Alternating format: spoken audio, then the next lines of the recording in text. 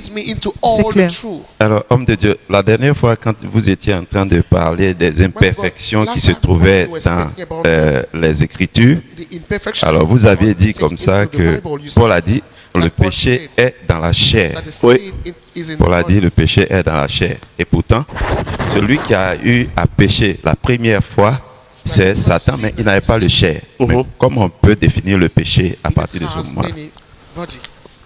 Le péché, selon le vrai Dieu, c'est de faire le contraire de ce que tu sais que Dieu attend de toi.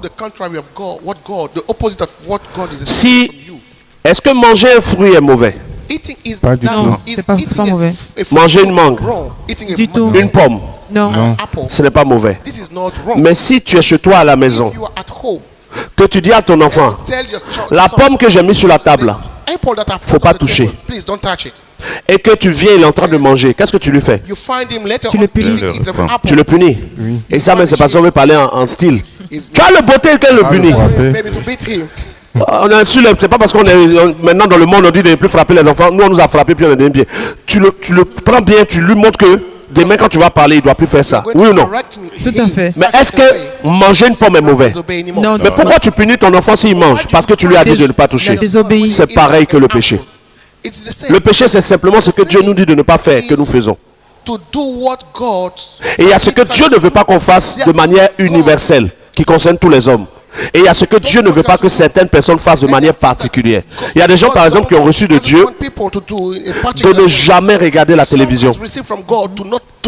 Ils disent, Dieu leur a dit de ne pas regarder la télévision. C'est possible. Parce que ça va corrompre l'esprit. Mais moi, je regarde la télévision quand j'en ai envie. Et je ne pêche pas. Parce que Dieu ne m'a pas interdit ça. Il y a des gens qui ont reçu qui ne doivent jamais boire d'alcool. Par exemple, Samson ne buvait pas d'alcool. Mais Paul dit à Timothée, prends un peu de vin. Pourquoi Paul peut dire à Timothée de prendre un peu de vin? Pendant que c'est Paul qui a dit, ne vous enivrez pas de vin. Ce que Paul ne veut pas, c'est que les gens s'enivrent.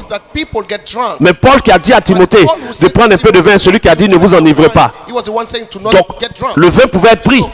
Puisque même la Sainte Seine que Paul pratiquait était faite avec du vin alcoolisé. Donc, ce qui est interdit à quelqu'un peut ne pas être interdit à quelqu'un.